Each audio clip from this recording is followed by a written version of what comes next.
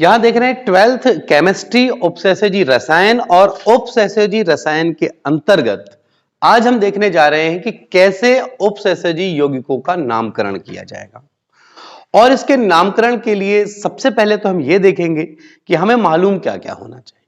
सबसे पहले tools, requirement, ताकि हम जब नामकरण में जाएं तो वहां हमारा टाइम बचना चाहिए और सीधा सीधा आप एक एक लाइन में आप नाम कर दें। अब देखें, सबसे पहले क्वेश्चन लिखा है, सामान्य क्वेश्चन है हालांकि, K2Cr2O7 में यदि मैं आपसे यह पूछता हूं कि Cr का ऑक्सीडेशन नंबर क्या है, तो बहुत सिंपल सी बात है कि जिसका ऑक्सीडेशन नंबर आपको ज्ञात करना है उसको छोड़कर के बाकी का आपको मालूम होना चाहिए। अब बात आती है कैसे देखें, इसका कितना होता है पोटेशियम का +1 और इसका -2। तो अब देखें 2 एकम 2 और यहां कुछ नहीं है, मतलब कितना रहा होगा, तो 2 का गुणा किस में होगा, x में, धन 7 दूनी ऋण 14 और टोटल के बराबर क्या लिखा जाता है, ठीक है। लेकिन ये पूरा अगर ऐसा कोई एग्जाम्पल होता कि इस पूरे के ऊपर प्लस या माइनस में कुछ लिखा हुआ है तो हम यहां 0 नहीं लिखते, फिर उस प्लस या माइनस को हम यहां लिखते, पर अभी ऐसा नहीं। अब यहां देखिए 2 + 2x - 14 = 0, ये इससे कैलकुलेट हुआ तो होगा 0, ठीक। अब ये 2x = 12 कैंसिल, तो x = प्लस, और ऑक्सीडेशन नंबर लिखते समय ये प्लस का लिखना जरूरी होता है। भले अंडरस्टूड मैटर है कि गणित के हिसाब से कुछ नहीं है, मतलब वो प्लस ही होगा, लेकिन ऑक्सीडेशन नंबर में ऐसा नहीं है, आपको लिखना पड़ता है वहां प्लस। ये बात क्लियर है, ये तो सामान्य था, लेकिन हमारा टारगेट क्या है, हमारा टारगेट है उपसहसंयोजी यौगिकों के नामकरण, तो वो भी कहीं ना कहीं इसी से कनेक्टेड है। जैसे आपने यहां पे ऑक्सीडेशन नंबर ज्ञात किया है, ऐसे ही वहां पर केंद्रीय धातु परमाणु का ऑक्सीडेशन नंबर भी हम ज्ञात करेंगे, ठीक है। तो अब नामकरण के स्टेप में आपको मालूम क्या हो, पहले मैं वो टूल्स बताता हूं। सबसे पहली बात जो है आपका S1, सबसे पहले आपको यह मालूम होना चाहिए कि वहां केंद्रीय धातु परमाणु कौन है और लिगेंड कौन है। पहले आपको करना पड़ेगा चुनाव।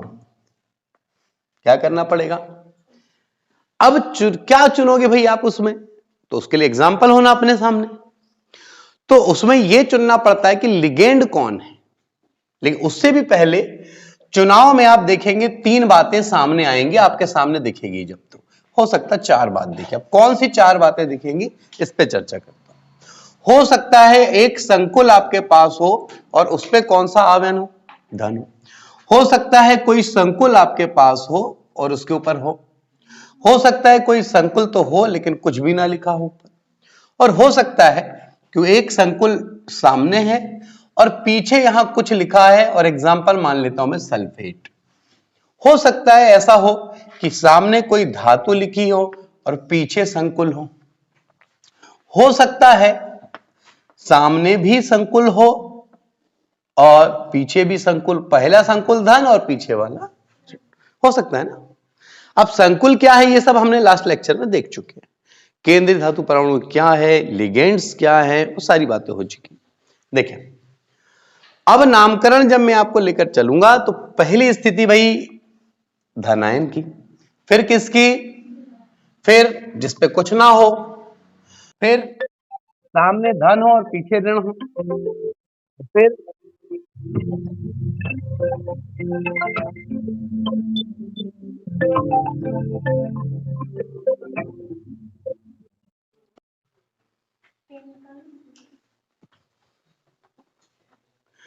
और फिर यह है कि धन ऋण, यहां पे कुछ भी ना हो, फिर पहला वाला धन पीछे ऋण, या पहला वाला धन हो और पीछे वाला क्या हो, या दोनों संकुल हो, पहले धन और पीछे।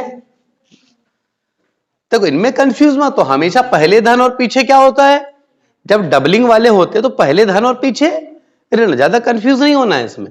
जैसे डबलिंग वाले यहां से चालू हो गए, पहला धन है तो पीछे वाला, पहला धन हो गया मतलब पीछे वाला, ये धन और ये तीनों आपको इजीली समझ आ जाएंगे अगर आपने इन तीनों को पढ़ लिया अच्छे से, इन तीनों, ठीक।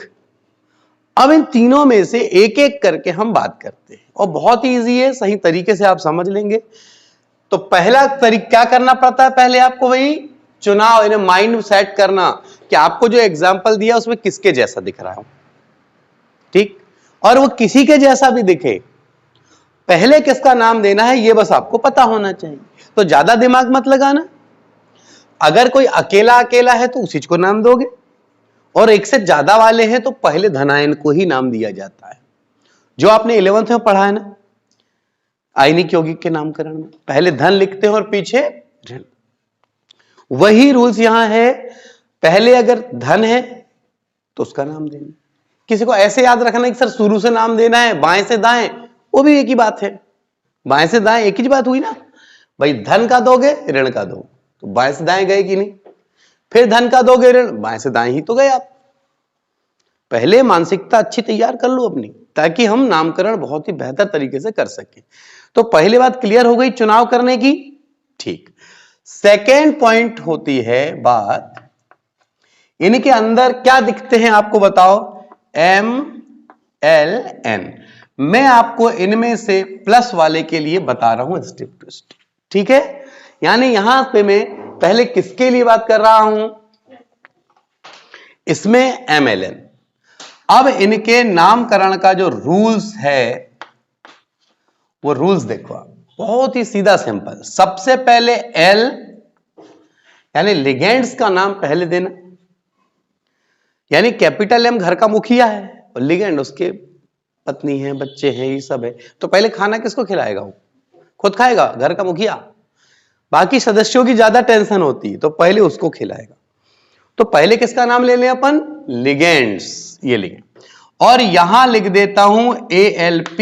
ALP का मतलब है अल्फाबेटिकली, यानी लिगेंड्स एक से ज्यादा प्रकार के होंगे। तो जैसे आप देखेंगे स्कूलों में जब रजिस्टर बनता है तो भले पहले A वाले नाम फिर B वाले, ऐसा होता है ना। तो वैसे यहां क्या करना है, लिगेंड्स के नाम को विचार करना है और अंग्रेजी अक्षर के हिसाब से अल्फाबेटिकली आपको जमाना पड़ेगा, ठीक है। कोई A से चालू होता है उसको पहले, कोई B से चालू होता है उसको बाद में, ऐसा आपको करना पड़ेगा। ALP का मतलब समझो, पहले किसका नाम देना है, लिगेंड्स का। कैसा देना है आपको, अल्फाबेटिकली। फिर आ जाएगा M यानी कि मेटल, M यानी जो भी कोई ना कोई तो मेटल होगा, यहां पे कॉपर होगा, आयरन होगा, जिंक होगा, जो भी होगा उसका नाम। और कोष्टक में देना पड़ता है उसका ऑक्सीडेशन नंबर, और लास्ट में एक शब्द आता है आयन।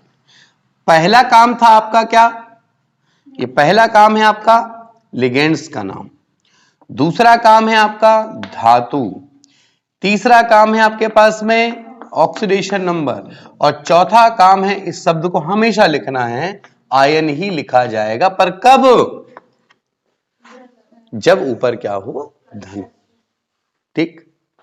अब इसका कोई एग्जाम्पल करते हैं तो उसका मजा कुछ और होगा। तो हम इसके लिए एक एग्जाम्पल करते हैं, और ये रूल्स जो मैं दिखाऊं, आप चाहे आप धन वाला पढ़ लो, ऋण वाला पढ़ लो, कुछ भी पढ़ लो, ये रूल सब में एक जैसा है कि आपको लिगेंड्स को पहले नाम देना है, अल्फाबेटिकली नाम देना है, मेटल लिखना है, ऑक्सीडेशन नंबर लिखना है, और लास्ट में आपको आयन लिख देना है, ठीक है। अब मैं कोई एग्जाम्पल करके बताता हूं, जैसे CO NH3 Cl2 और ये प्लस, ठीक है। ये एक एग्जाम्पल आपके सामने है, बिल्कुल नीट एंड क्लीन तरीके से, सामान्य तरीका अपनाना है, इसमें ज्यादा हैवी नहीं होना। मैंने किसको बोला कि इंपॉर्टेंस दे दो भाई, अच्छा लिगेंड्स कौन कौन है, ये है लिगेंड। अच्छा इनको कैसे महत्व देना है अपने को, अल्फाबेटिकली। अब आप ABCD के आधार पे सोचो, ये क्या है, इसका नाम एमीन और इसका नाम है क्लोरो। ये A से चालू हो रहा और ये, तो अल्फाबेटिकली में पहले किसको महत्व दे दूं मैं, कितनी बार है वो, लेकिन तो क्या 4 को टेट्रा बोलना चाहिए, 4 यानी टेट्रा एमीन। तो देखो नाम आ जा रहा है, इसका नाम टेट्रा एमीन, टेट्रा एमीन हो गया अमोनिया। अब बात किसकी आती है, कितनी बार है, tetra amine die chloro, tetra amine die chloro. ठीक, लिगेंड्स का काम हो, कोई लिगेंड बचा क्या, इसको बस फॉलो करो और कुछ नहीं है। अब किसकी बात आती है, मेटल कौन लिखा है, कोबाल्ट क्लोरो, तो ये हुआ आपके पास में कोबाल्ट। उसके बाद क्या लिखा है बोलो, उसको थोड़ा कोष्टक देके छोड़ दे, धैर्य रखें। और कौन सा वाला पढ़ रहे हो आप, धन वाला ना, तो आखिर में आप क्या लिख दें, आई। अब क्या बचा बस हमारे पास में, ऑक्सीडेशन नंबर। वो उसको निकालना कैसे है वो देखो आप। इस कोबाल्ट के लिए निकालना है आपको, तो क्या यूज करोगे बोलो, कोबाल्ट के लिए यहां यूज कर लेना X। अमोनिया उदासीन लिगेंड है, ये जानकारी होनी चाहिए अपने को। क्लोरीन के ऊपर -1 होता है, ये जानकारी होनी चाहिए। यानी मैंने कहा ना कि जिसका ऑक्सीडेशन नंबर निकालना है उसको छोड़ के बाकी के ऑक्सीडेशन नंबर आपको मालूम होने चाहिए। क्लियर है, ठीक। अब देखो यहां कितना है, यहां 1, तो x का गुणा किसमें करूं मैं, 1 में, तो क्या हो जाएगा x। ये 0 है तो उसको भूल जाओ, चाहे इधर कितना भी हो, है ना। अब ये 2 का -1 में होगा तो माइनस इज इक्वल टू ये कितना है प्लस, इसका पक्षांतर कर दो, +1 +2 यानी प्लस। लेकिन इस 3 को जब हम यहां लिखेंगे तो रोमन लिपि में लिखते हैं, उसको लिखते किसमें है, रोमन। तो ये धनायन वाले के नामकरण में कोई कंफ्यूजन, ऐसा ही धन आयन वाला एक एग्जांपल और देख लेते हैं, तो जो बच्ची कुछ कसर होगी माइंड में वो सारी क्लियर हो जाएगी। चलो एक एग्जांपल और देखते हैं। नहीं, वो ऋण आयनों का नियम है, ओ प्रत्यय आना ऋण वालों का नियम है, और एमीन जो है ऋण वाला नहीं है, वो क्या है, उदासीन लिगेंड। ठीक है, यहां देखो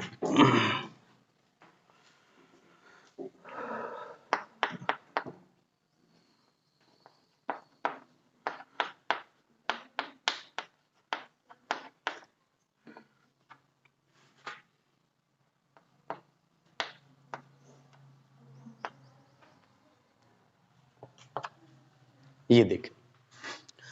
अब आप नियम पे चलो। सबसे पहले आप निकिल को तो भूल जाओ, ये लिगेंड कितने प्रकार के आ गए भाई, इनको पहले अपने माइंड में क्रम दे दो, सीक्वेंस दे दो 1 2 3। कैसे दोगे, ABCD। ये इसकी इंग्लिश क्या है, एक्वा। ये क्या होता है,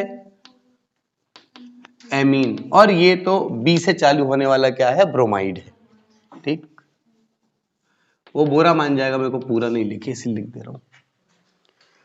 अब देखो पहले ए का बारी आई, अब जब ए की बारी आई तो दोनों ए से चालू होते हैं, एमीन भी और एक्वा।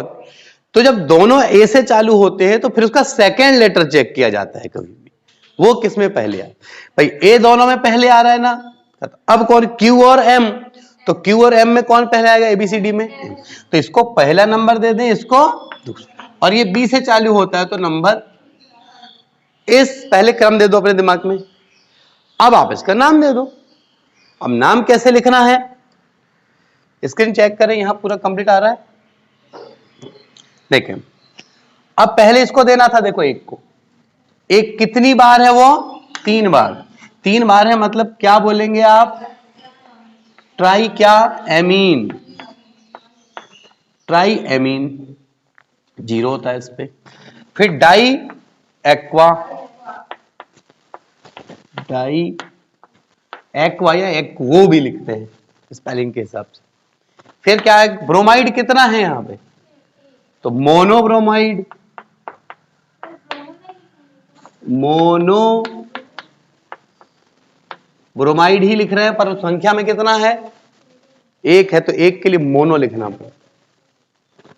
सही, हाँ, ब्रोमो, ब्रोमाइड नहीं, मोनो ब्रोमो, मोनो ब्रोमो। अब बताओ लिगेंड कोई चूका क्या, लिगेंड का काम हो गया पूरा सिस्टम से। अब बचा कौन? मेटल। कौन यूज हुआ है? निकिल। तो यहां हम लिख देंगे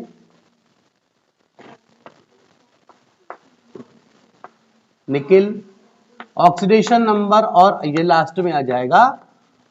अब क्या लिखना है अपने को? Oxidation number. तो आप देखें इसके लिए कितना आया था? H2O के लिए 0, इसके लिए 0 और इसके लिए माइनस। कैलकुलेशन करें, देखो इसके लिए कितना होगा? x, ये 0 0, ये -1 इज इक्वल टू कितना है? ये +1। पक्षांतर कर देना, 1 + 1 यानी 2, तो रोमन लिपि में आएगा कितना? कोई तकलीफ? तो ये रहा आपका नामकरण। और नामकरण में मैंने पहले आपको यह बताया कि यदि कोई संकुल आपके पास में है और उसके ऊपर धन आयन हो, अब जरूरी नहीं कि एक ही प्लस होगा, 2 3 4 प्लस हो सकते हैं, प्लस होगा फाइनली। तो प्लस होगा तो पहले लिगेंड को लेना है अल्फाबेटिकली। वो बात एग्जांपल से आपको समझ आ गई होगी कि कैसे होता है अल्फाबेटिकली। ये कंफ्यूजन भी आपका दूर हो गया कि जब दो लिगेंड्स एक ही लेटर से स्टार्ट हो तो हम फर्स्ट लेटर को ध्यान में न दे करके उसके सेकंड लेटर को ध्यान देते हैं, और अगर सेकंड भी समान होता तो थर्ड लेटर को ध्यान देते। ठीक है, ये धन वाले में किसी प्रकार का कोई कंफ्यूजन? दोनों चलेगा।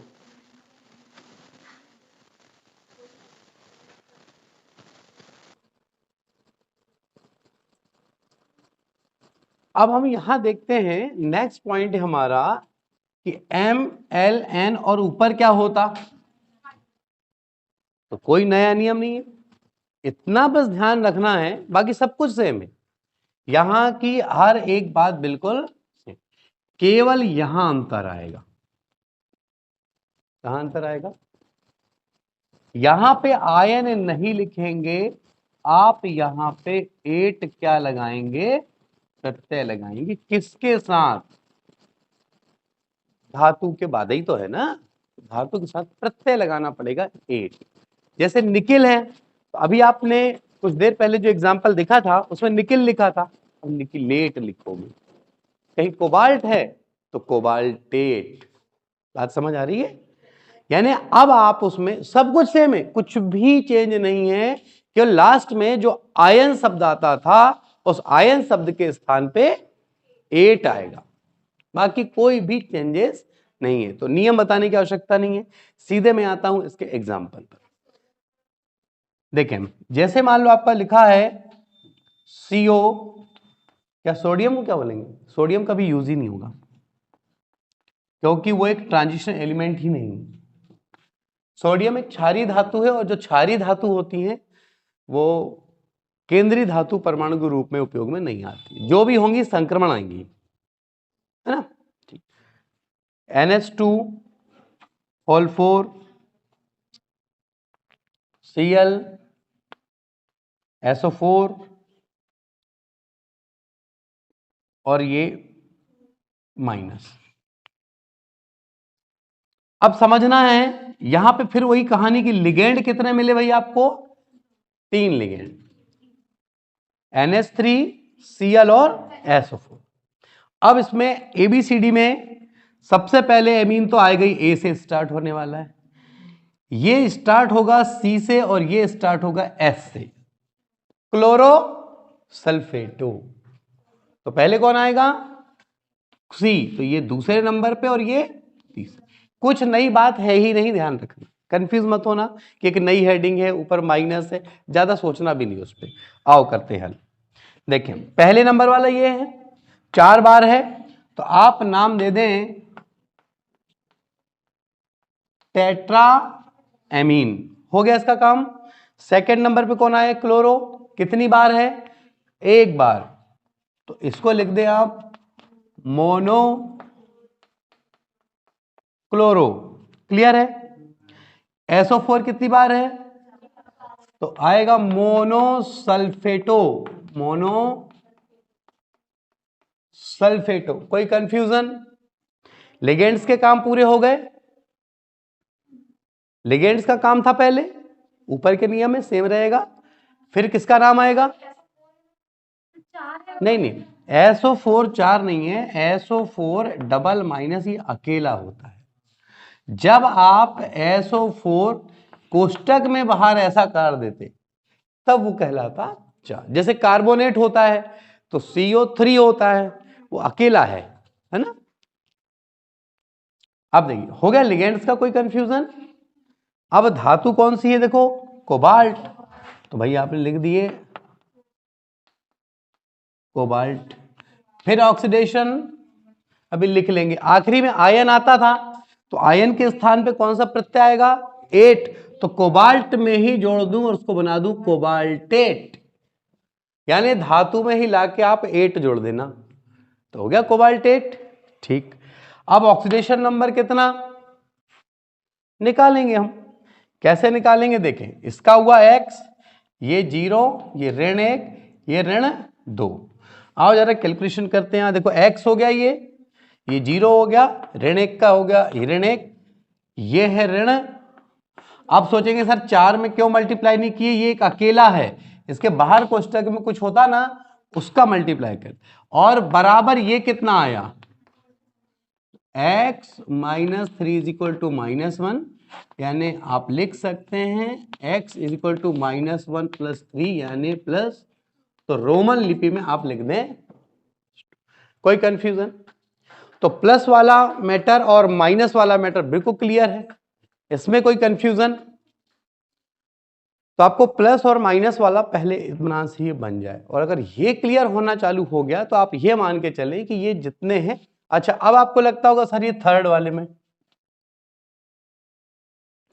जब धन था तो आपने लास्ट में क्या लिखा, आयन, जब ऋण था तो लास्ट में क्या लगाया, और जब कुछ नहीं रहेगा तो हम भी कुछ नहीं करेंगे, धन था तो आयन, ऋण था तो 8 लगा दिए, और कुछ नहीं है तो हम भी कुछ नहीं, खाली छोड़ देंगे।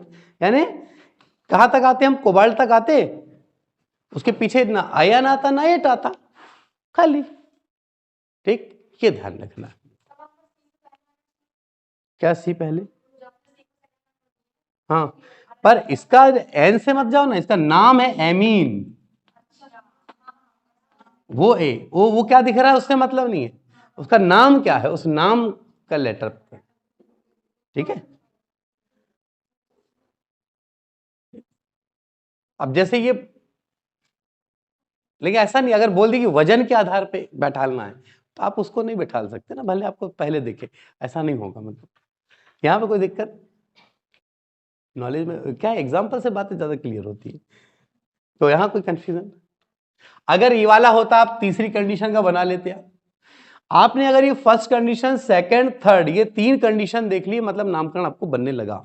यदि आप इस पे ऐसा लग रहा है कि बातें क्लियर हो रही है माइंड, क्योंकि इनको करूंगा भी मैं कुछ, कोई बड़ा भारी नया नियम नहीं आ जाने वाला है, ये अंदर जो मैं कर रहा हूं ये ही मेन है, क्योंकि आगे चल के जब मैं कभी करूंगा तो ये क्या है बताओ, अच्छा है धन वाला है ना, धन वाले के लिए मैं यही कहूंगा कि धन वाले को पहले देख लो, जैसा नियम सिखाया गया पूरा आप यूज कर लो, जैसा कि अपने लेक्चर्स में है, बढ़िया पूरा कर लो। आखिरी में क्या लिखते थे बोलो, आयन, हाँ तो आयन का नाम दे दिया है ना बाहर, तो यही तो कहूंगा कि आयन को हटा के सल्फेट लिख देना, आयन को हटा क्या लिख देना, आयन है अब हमारे पास में, पहले आयन नहीं था अब है तो सल्फेट कर देना।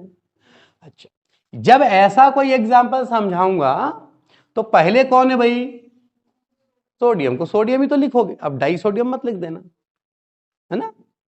बाहर अगर कोई लिगेंड का काम नहीं कर रहा है, वो संकुल के बाहर है, पहले है या पीछे होगा, कहीं भी होगा, उसमें डाई ट्राई टेट्रा यूज नहीं होता।